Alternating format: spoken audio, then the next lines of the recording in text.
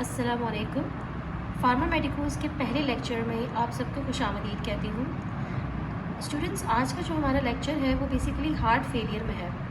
Heart failure की pharmacology समझने से पहले आप सबको ये पता होना चाहिए कि बेसिकली हार्ट फेलियर में होता क्या है। यानी आपको हार्ट फेलियर की पैथो पता होनी चाहिए कि बेसिकली हार्ट फेलियर की डिज़ीज़ में आपकी बॉडी में मसला क्या होता है। जब आपको हार्ट फेलियर में ये मसला पता होगा कि बेसिकली हार्ट फेलियर की पैथो क्या है, हार्ट फेलियर में क्या हो रहा होता है आपकी बॉडी में, तो उस कंडीशन को समझने के बाद ही आप ड्रग सेलेक्ट कर सकते हैं। अच्छा स्टूडेंट्स, तो आपको ये हार्ट की पिक्चर नज़र आ रही होगी। यहाँ पर मैंने मेंशन किया हुआ ग्रीन कलर से राइट एट्रियम, राइट वेंट्रिकल, और उसके लेफ़्ट साइड पे मैंने रेड मार्कर से मेंशन किया हुआ है लेफ़्ट एट्रियम, लेफ़्ट वेंट्रिकल। सही है। तो आपको जैसे पता है कि हार्ट के दो साइड्स होते हैं, राइट और लेफ़्ट में। राइट साइड पे वेन कनेक्टेड होती है जिसका नाम है सुपीरियर वीना कावा, और लेफ़्ट साइड पे हमारी सबसे बड़ी आर्टरी कनेक्टेड होती है जिसका नाम है एओर्टा। तो बेसिकली हार्ट फेलियर में होता ये है कि हार्ट का जो लेफ़्ट वेंट्रिकल है वो बेसिकली उसकी कॉन्ट्रैक्टिंग पावर बहुत वीक हो जाती है। चूँकि वो प्रॉपरली कॉन्ट्रैक्ट नहीं कर पाता तो होल बॉडी ऑर्गन्स को ब्लड नहीं मिल पाता।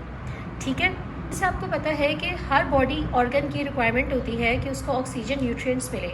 अगर किसी ऑर्गन को ऑक्सीजन न्यूट्रिएंट्स नहीं मिलेंगे तो वो ऑर्गन प्रॉपरली फंक्शन नहीं कर पाएगा, और हर ऑर्गन की मेन रिक्वायरमेंट ही ब्लड होती है।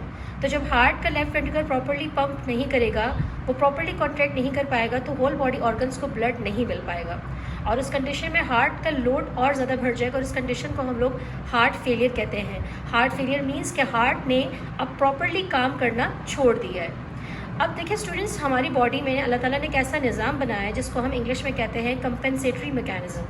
यानी जब हमारी कंडीशन क्रिएट होती है तो अल्लाह ताला ने इसके अकॉर्डिंग एक कंपेंसेटरी मैकेनिज़्म हमारी बॉडी में बनाया है कि अगर जब भी हमारी इस तरह की सिचुएशन हमारी बॉडी में क्रिएट हुई तो इसके अपोज हमारा एक और सिस्टम वर्क करेगा ताकि वो इस कंडीशन को डील कर सके। अब स्टूडेंट्स, जो कंपेंसेटरी मैकेनिज़्म की मैंने आपसे बात की है, वो कंपेंसेटरी मैकेनिज़्म असल में होता क्या है वो आपको मैं यहाँ पर अच्छे से एक्सप्लेन करूँगी वन बाय वन।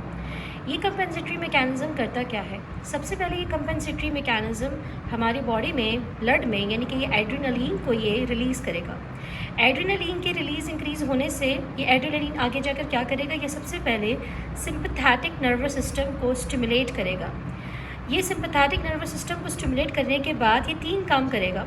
सबसे पहले ये एड्रेनलिन हमारे हार्ट पे जाकर बीटा 1 रिसेप्टर्स पर एक्ट करेगा। जैसे आपको पता है कि बीटा 1 रिसेप्टर्स हमारे हार्ट में प्रेजेंट होते हैं, तो ये बीटा 1 रिसेप्टर्स पर एक्ट करने के बाद वहाँ पर ये हार्ट की कॉन्ट्रैक्शन को इंक्रीज़ करेगा, जो कि अच्छी बात है क्योंकि हमने कहा था, जैसे कि मैंने आपको बताया भी है और हमने ये पढ़ा है कि हार्ट फेलियर में हार्ट की कॉन्ट्रैक्शन पावर वीक हो जाती है। तो बीटा 1 रिसेप्टर्स पर एक्ट होने के बाद हार्ट की कॉन्ट्रैक्शन अच्छी होगी, तो ये अच्छी बात है। लेकिन दूसरा कंपेंसेटरी मैकेनिज़्म ये है कि ये किडनी के बीटा 1 रिसेप्टर्स पे भी जाकर एक्ट करता है। वहाँ पर ये रेनिन सिस्टम को स्टिमुलेट करेगा। अब ये रेनिन सिस्टम को स्टिमुलेट करने की वजह से एल्डोस्टेरॉन रिलीज़ होगा, और ये एल्डोस्टेरॉन बेसिकली सोडियम और वाटर की रिटेंशन कॉज करेगा बॉडी में, जिसकी वजह से ब्लड प्रेशर के इंक्रीज़ होने की वजह से हार्ट पे वर्कलोड और ज़्यादा बढ़ जाएगा, क्योंकि आपको पता है कि हार्ट फेलियर में हार्ट की कॉन्ट्रैक्शन पावर बहुत वीक हो गई है, लेफ्ट वेंट्रिकल प्रॉपरली कॉन्ट्रैक्ट नहीं कर पा रहा, और अगर ब्लड प्रेशर इंक्रीज़ हो गया तो हार्ट पे और भी ज़्यादा वर्कलोड बढ़ जाएगा, जो कि ये अच्छा नहीं है। तीसरा कंपेंसेटरी मैकेनिज़्म क्या है कि ये अल्फा 1 रिसेप्टर्स पे भी एक्ट करेगा, जो कि वेन्स और आर्टरीज में प्रेजेंट होती हैं। वहाँ पर ये वेजो कॉन्स्ट्रिक्शन करवाएगा, ये कॉन्स्ट्रिक्शन कॉज करेगा। वेन्स में जब ये वेजो कॉन्स्ट्रिक्शन करवाएगा तो प्रीलोड इंक्रीज़ होगा, और जब आर्टरीज में ये वेजो कॉन्स्ट्रिक्शन कॉज करेगा तो आफ्टर लोड इंक्रीज़ होगा।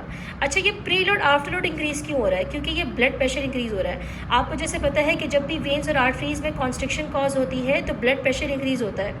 अब ब्लड प्रेशर इंक्रीज़ होने की वजह से प्री लोड और आफ्टर लोड इंक्रीज़ कैसे हो रहा है? आपको मैंने पहले वीडियो में पिक्चर दिखाई थी हार्ट की, कि हार्ट में राइट साइड पे वेन्स कनेक्टेड होती है और लेफ्ट साइड पे आर्टरीज कनेक्टेड होती हैं। जो मेन वेन कनेक्टेड होती है हार्ट से उसका नाम है सुपीरियर वीना कावा। अब सुपीरियर वीना कावा एक वेन है, ठीक है। वो मेन वेन पे अगर वेजो कॉन्स्ट्रिक्शन हो गई तो प्रॉपरली ब्लड जो है वो हार्ट में फिल नहीं हो पाएगा। जैसे आप एक पाइप की एग्जांपल दें, अगर आप पाइप को ज़ोर से पकड़े तो पानी आसानी से पाइप में नहीं जा पाएगा, लेकिन अगर आप पाइप को ऐसे ही छोड़ दें तो पानी आसानी से जा सकता है।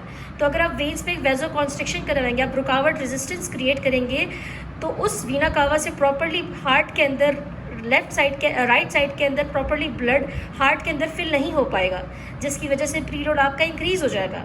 उसी तरह से लेफ्ट साइड पे हमें पता है कि एओर्टा आर्टरी कनेक्टेड है, तो अगर एओर्टा पे कॉन्स्ट्रिक्शन बढ़ गई तो कॉन्स्ट्रिक्शन इंक्रीज़ होने की वजह से हार्ट पे और ज़्यादा लोड बढ़ जाएगा, वो प्रॉपरली आगे से ब्लड को पंप आउट नहीं कर पाएगा, क्योंकि आफ्टर लोड का मतलब यही है कि हार्ट कितनी हार्डली खुद को उस ब्लड को अगेंस्ट पुश कर सकता है टू द बॉडी ऑर्गन्स। ठीक है, तो अगर आफ्टर लोड में अगर आप ब्लड प्रेशर इंक्रीज़ हो गया due to vasoconstriction in the arteries, तो आफ्टर लोड इंक्रीज़ हो जाएगा, क्योंकि आप मज़ीद कॉन्स्ट्रिक्शन बढ़ा रहे हैं, क्योंकि एक तो पहले ही हार्ट ने प्रॉपरली कॉन्ट्रैक्ट करना छोड़ दिया है, कॉन्ट्रैक्शन उसकी वीक हो गई है। और जब आप वेजो कॉन्स्ट्रिक्शन करवाएंगे आर्टरीज में, तो वेजो कॉन्स्ट्रिक्शन की वजह से आफ्टर लोड इंक्रीज़ हो जाएगा, क्योंकि मज़ीद रेजिस्टेंस क्रिएट हो रही है। स्टूडेंट्स, अब कंपेंसेटरी मैकेनिज्म का अपोज करने के लिए हम ड्रग्स देंगे हार्ट फेलियर को ट्रीट करने के लिए। ठीक है, अब यहीं से ही फार्माकोलॉजी स्टार्ट हो जाती है class of drug heart failure की।